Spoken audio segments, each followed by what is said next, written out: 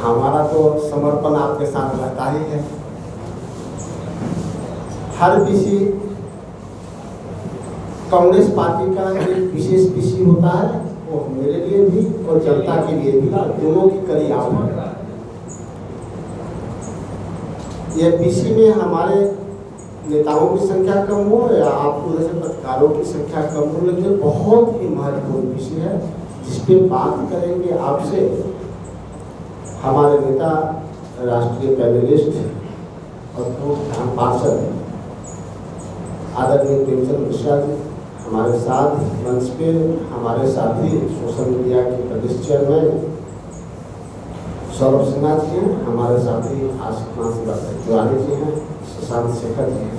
जब पीसी महत्वपूर्ण इसलिए कि जो पीसी अभी आदरणीय प्रेमचंद मिश्रा जी आपसे करेंगे वह एक सीरीज में चलेगा, और सीरीज या कोई सीरियल का सीरीज नहीं होगा, यह सरकार का सीरीज है।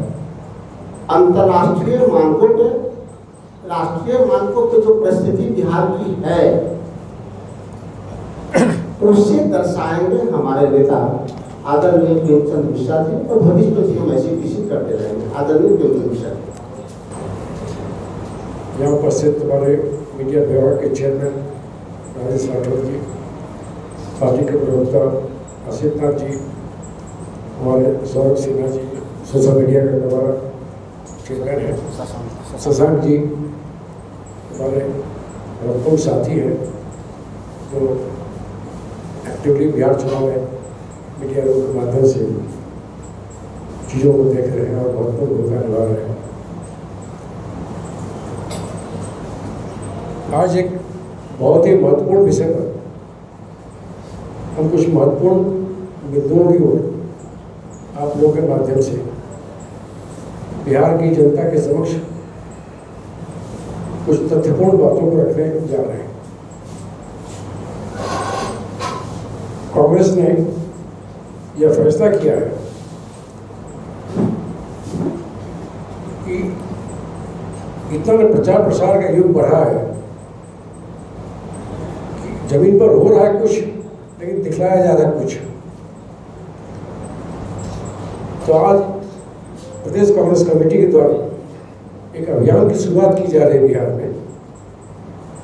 एक सीरीज चलेगा, आज उसकी शुरुआत है कि बिहार की वर्तमान भाजपा जेडीयू की सरकार ने किस तरह से अपने नीतियों क्रियाकलापों को लेकर बिहार को पीछे धकेलने का काम किया है। और ढोल नगारे इतने बजाए जाते हैं जैसे लगता है बस बिहार में बहुत विकास हो रहा है, जबकि जो सच्चाई है उसके ठीक विपरीत है।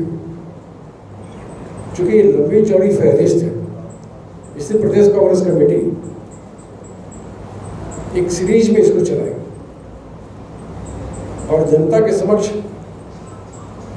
फेस बाय हम चीज़ों को लाएंगे और सच्चाई को उजागर करेंगे।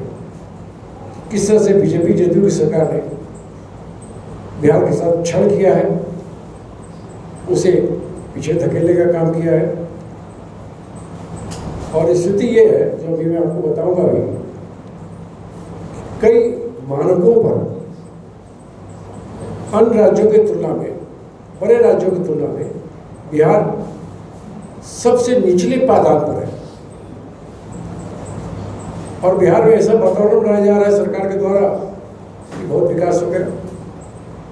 मैं इन्हीं चीज़ों की शुरुआत आपके माध्यम से जनता के समक्ष रखना चाहता हूँ।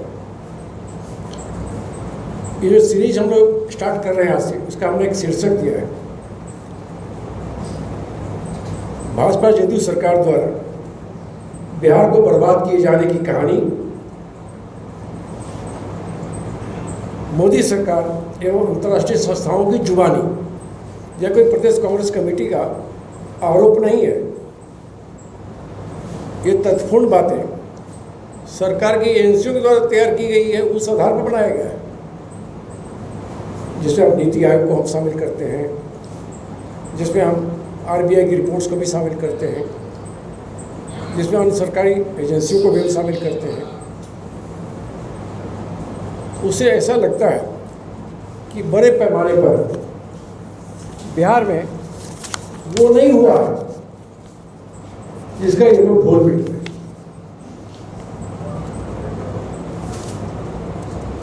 इस अभियान के तहत बिहार की अर्थव्यवस्था, विकास एवं सामाजिक न्याय और उसके स्वार्थ को किस प्रकार नष्ट किया जा रहा है, इसकी एक प्रमाणित रिपोर्ट है जो मीडिया के समक्ष प्रस्तुत किया जाएगा।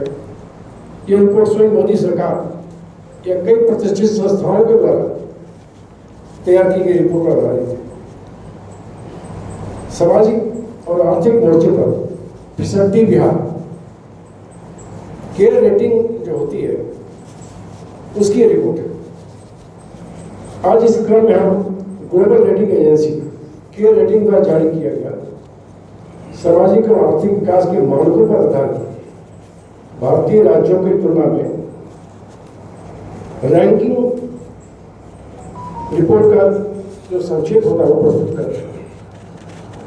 20 वर्षों से भाजपा जदयू की सरकार के शासन में बिहार की स्थिति इतनी बदहाल हो गई है वह देश के बड़े राज्यों में सबसे निचले पायदान पर है।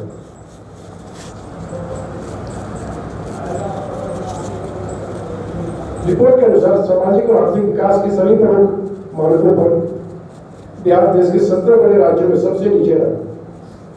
केयर रेटिंग द्वारा जो जारी सोशल एवं इकोनॉमिक डेवलपमेंट इंडेक्स में भी बिहार को न्यूनतम स्थान प्राप्त हुआ है।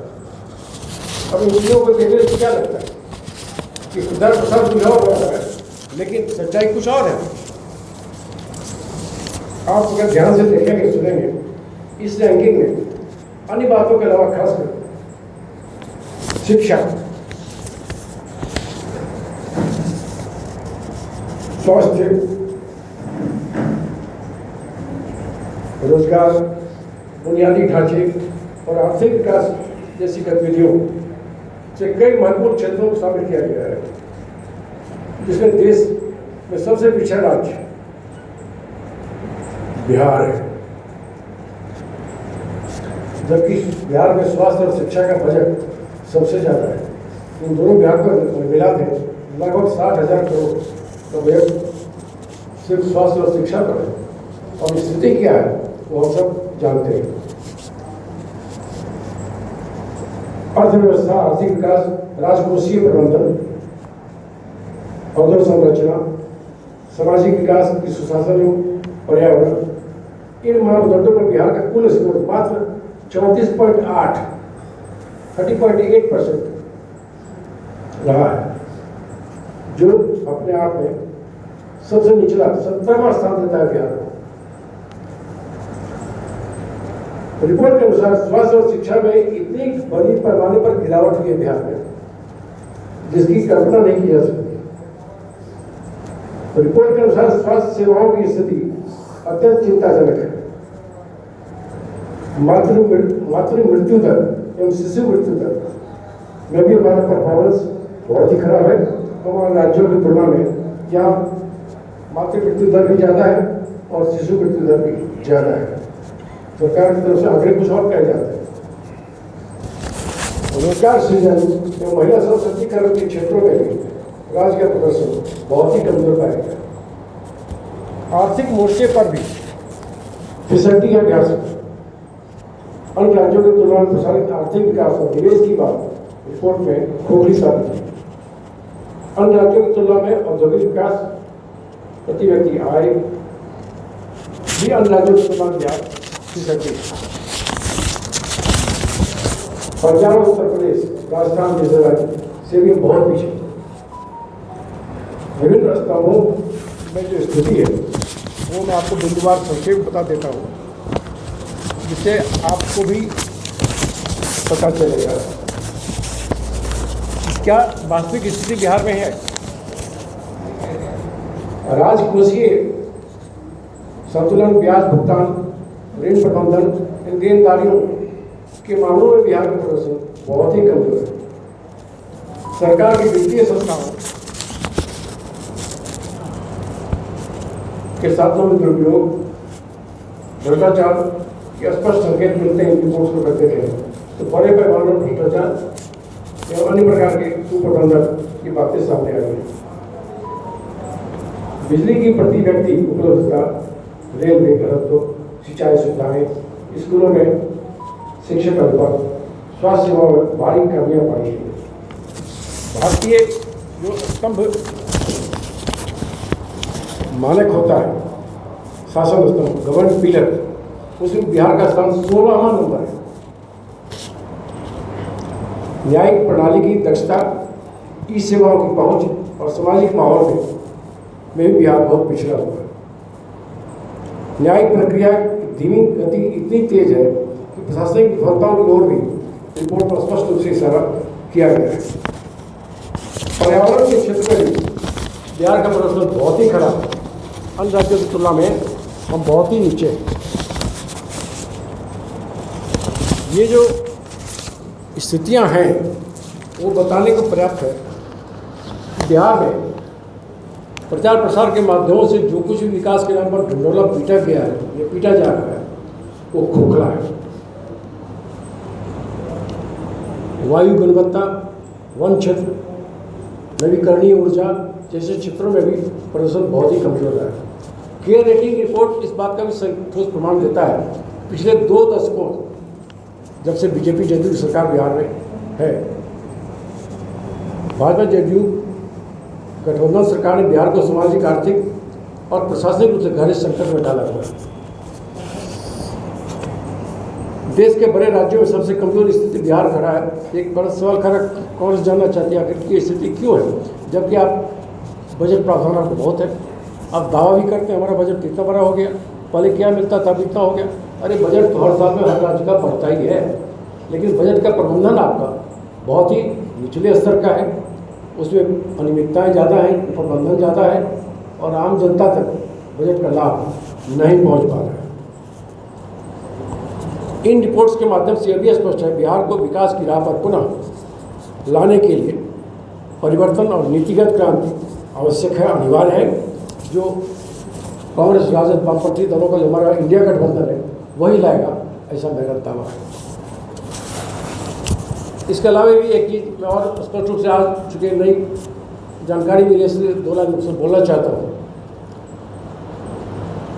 बिहार सरकार ने सामाजिक सुरक्षा पेंशन, खासकर वृद्धावस्था पेंशन, महिलाओं को पेंशन, विकलांगों के पेंशन में बढ़ोतरी किया है। इसके भी ढोल पीटे जा रहे हैं। क्या बढ़ोतरी किया है? अन्य राज्यों की तुलना में बिहार में अभी भी वृद्धजनों का पेंशन, महिलाओं को मिलने वाला पेंशन, विकलांगों को मिलने वाला पेंशन कम है। 700 रुपये बढ़ाए गए, 400 से इसको 1100 किया गया।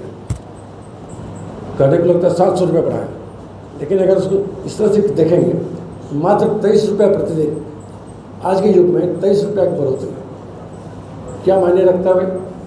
इसी बिंदु पर 1.5 साल पहले विधान परिषद में मेरा प्रश्न था सरकार से कि भाई झारखंड, तेलंगाना, दूसरे राज्य जो हैं हमसे ज़्यादा पेंशन दे रहे हैं।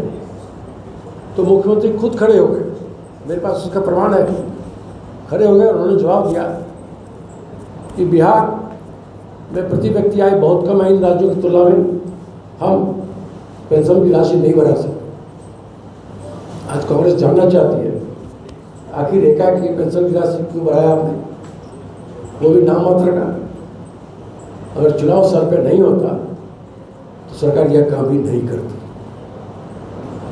और जो हमने अपना योजना चलाया है महिलाओं के विकास के लिए, माय बहन मान योजना, जिसमें 2500 रुपये प्रति गरीब महिला को देंगे, ये हमारे गठबंधन का भी साझा घोषणा पत्र में बात आ रही है।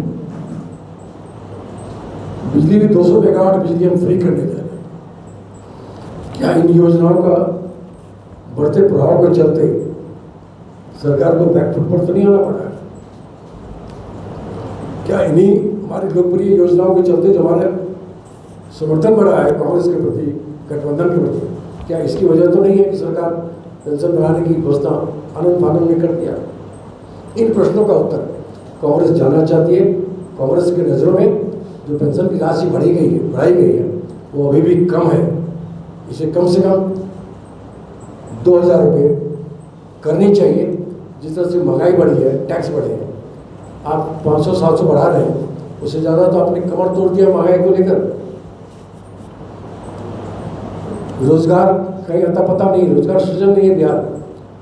तो कल्पना करिए उन वृद्धजनों की, उन महिलाओं की, विकलांगों की क्या स्थिति होगी जिन्हें आप सिर्फ 23 रुपये बढ़ा रहे हैं, ढोल पिटेंगे कि हमने पेंशन बढ़ा दिया।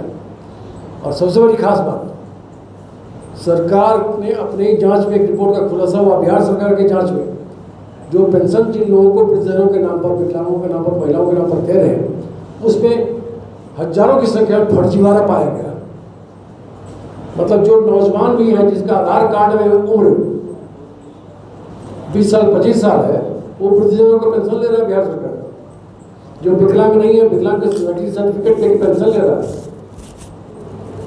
तो कांग्रेस ये भी जानना चाहती है, जब इतने बड़े पैमाने पर आपकी पेंशन योजना में जिनको आप पेंशन का लाभ दे रहे हैं, उसमें भी भ्रष्टाचार है, उसमें भी धोखाधड़ी है, उसमें भी फरेब है, जालसाजी है, तो क्या मायने रखता है भाई सरकार कर क्या रही है?